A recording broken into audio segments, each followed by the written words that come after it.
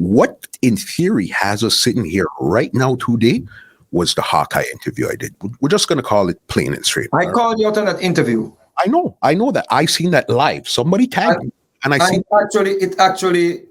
actually feel justified in doing so. Yeah, because I like the way how you challenged me just now on the Sister Hall's situation, and you actually asked me to explain myself. I think, and because I watched your program and I realized that you're an intelligent person. Thank you. I think you can pick up and call people out on bulls, so on BS, yeah. So when I was watching the interview, I was like, why wouldn't he ask him to explain some things that he was saying in the interview? And the reason why I addressed it, because I've never walked around and speak about anything that I've done for anyone. So people were always saying that I did nothing for anyone. However, this situation is different. Why is it different? Because this person that you interviewed, the person that he's speaking bad about, that man passed off.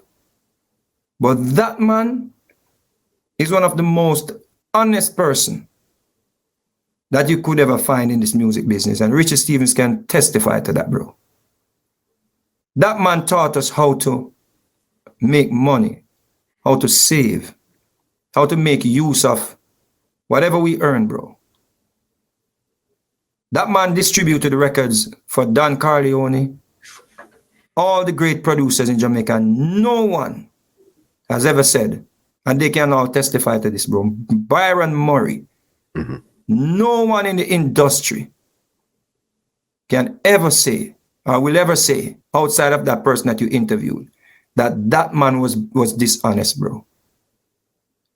He did a little drinking, and you know, sometimes some people drink and they may say things, but it's not gonna be, or it was never about hurting you or being dishonest to you, bro. For someone to say that man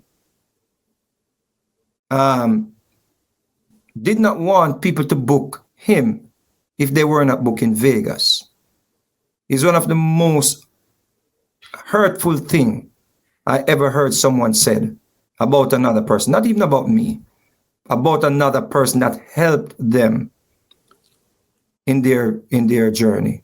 Okay. Big time. Okay, so then this is the question. Why do you think he would feel like that then? Who, Murray? No, Hawkeye. This person? Because let me get to that in a minute. Okay. This person said to you in an interview,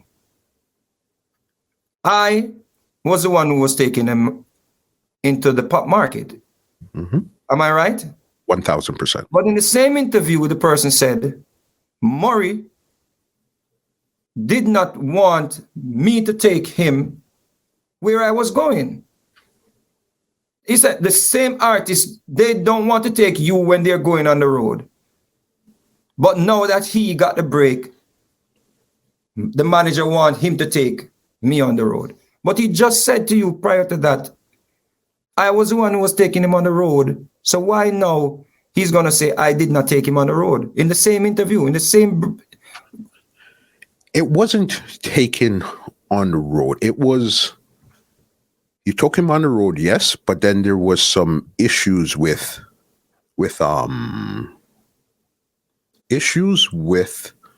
after you guys were on the road. I understand what you're saying, but what I'm saying is it doesn't make any sense for someone to say, when we were going on the road, we did not take him. But the same person said to you, I was the one who took him on the road. It's like, what's the real, what did I take him or did I not take him? You see what I'm saying? That was what I had a problem with. Because if I say to you, oh, you used to feed me, but then I say, oh, but when I'm eating, I don't give you food. Then I just said, you see what I'm saying? Now, on the part that you're talking about, something happened on the road. What happened was, Murray did a double bookings.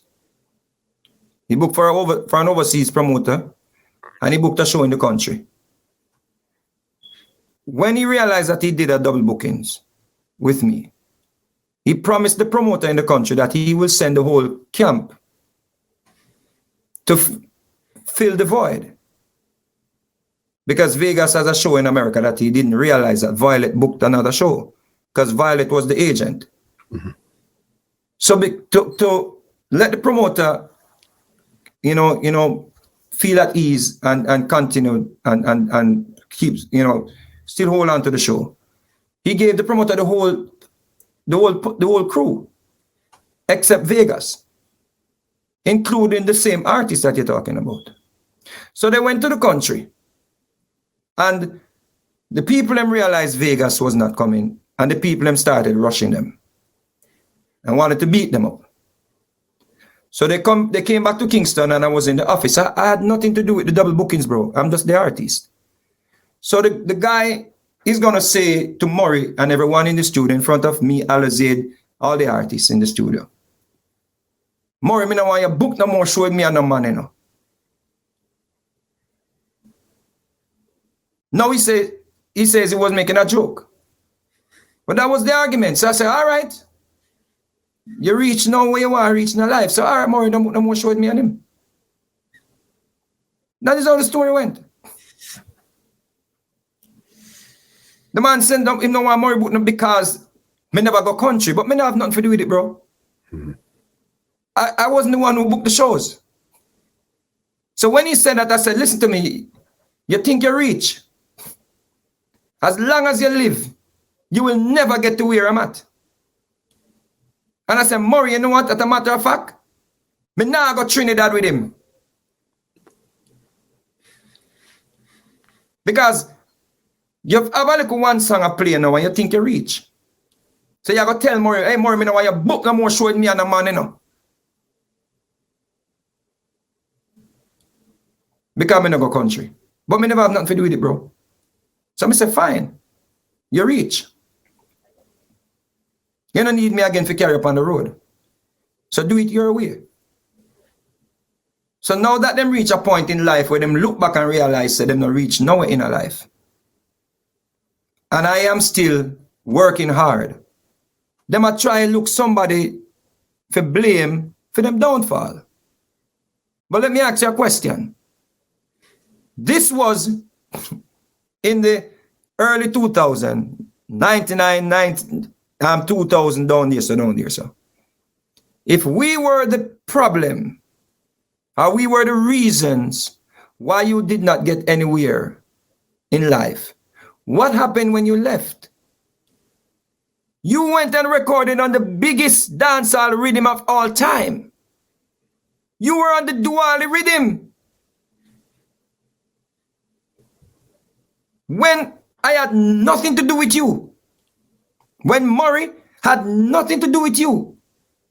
You were on the biggest rhythm of all time and your song was in rotation everywhere. This is your biggest song. Am I lying? Truth. Your biggest song, you found that song when you had nothing to do with me and Murray. How comes you did not make something out of life with your biggest? Who are you going to blame for that? Who did not want to do any shows with you? Who told promoter then that if I am not on the show, they can't book you? Because we were out the picture, bro. Do the maths, bro. You recorded your biggest song that anyone in the world will know you. They're going to know you for that song on the Duali rhythm. Because that is the biggest dancehall rhythm of all time. What happened? Let me tell you what happened, bro. Talk to me. Some people just born workless.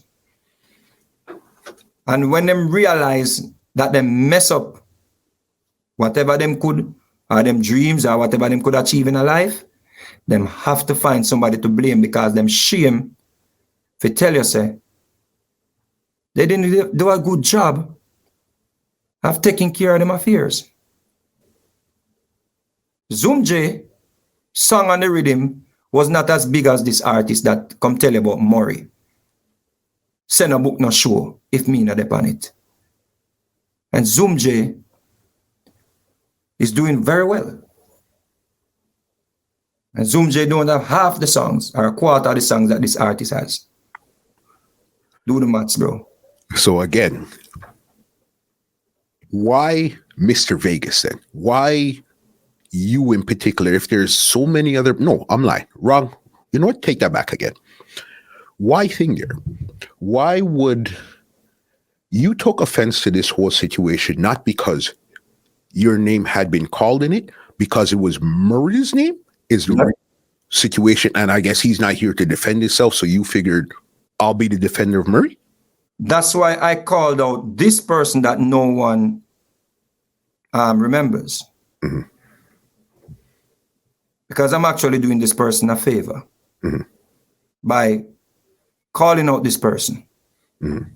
Of course, because you know what Murray did for me? He basically taught me how to be a man, how to take care of my responsibilities, bro, how to eat my food, how to stay ahead, how to be on top, how to climb over the obstacles, bro. When people said Vegas was done, nothing not going for me, he believed not only in me, bro. He believed in this person, bro. So for him to be in the earth, dead and gone, not here to defend himself, why wouldn't I take offense to someone who I'm sure did not confront Murray on these allegations when he was alive? That man is a good person, bro. He had a drinking problem in the end. Every one of us have some struggles in life. That is hurtful because that man went through hell with promoters just to let them take the package with an extra artist, bro. That man begged me, begged Violet to take this man on the road, bro. Because he respected the brother. Mm-hmm. He loved the brother, bro. I know that, bro. The man called me hours a night. Yo, such and such a big artist, you know. He might go run the place, you know. Say, Murray, come off my phone, me asleep, bro. Ask Richard Stevens. You don't have to take it from me, bro. But you ask the question, why Vegas? Because, of course, the venom is strong. It's toxic. So, of course, if you want to catch a forward, you want the haters them to jump by your side, just find something to say about Vegas. What them not try? Them say me molest Pitney. Right? Them say me a this. Them say me a drugs man. They say me a sell drugs. They say me a crackhead. Them where's them I say? But at the end of the day, bro, did I come here and waste my time on the earth? Yeah, that won't be the story. You see that? This is how I see it, Vegas. I just hope that at the end of the day, everybody could just live and let live, because this is how I know things to go. It's the race is not over until it's over. Until you take that last breath, it's not over. But in the meantime, there's a lot of hurdles and stuff you have to climb over. But I just wish that a situation again. He did say you were the big artist in the camp, so then clearly the respect is there. It's just whatever else happened with a co-worker where we're not inside of the workplace to know what's going on. It's just something like that, I guess, should have been fixed up, whatever it was. I understand all of that. And as I said prior, some things can be dealt with by just a phone call. Mm-hmm. And if you have a problem with somebody, address the person first before you even go deal with it. You know, say even the artists when me and him have the biggest fallout in a dancehall music. I reach out to that artist off the year many times, you know. Off the ear, sorry. Many times. Ask Drummy from Rough Cut. Yeah. Always try reach out to a brother and see if you can settle the score before it get to the point there. Mm-hmm. But guess what? That will never happen. You know why? Because there's an audience for it. There's an audience for it, and the audience crave it. You of all people understand that. You know what I mean? That's you're the bad guy. You understand it's just, I don't know. It's just one of those things there where I respect you for your talent. I respect him for his talent too. You guys are two different artists doing two wicked things. It's just, again, I just wish you didn't think you're, because even if you watch the interview after what was said, it's like, okay, get it off your chest and let's move on. You were not part of that interview at all, you know. You were not in my notes at all. That's when you're writing an essay or any form of paper in school, there has to be a grabber. For sure. If the grabber for your interview is that, I think that is what we're going to pick up on.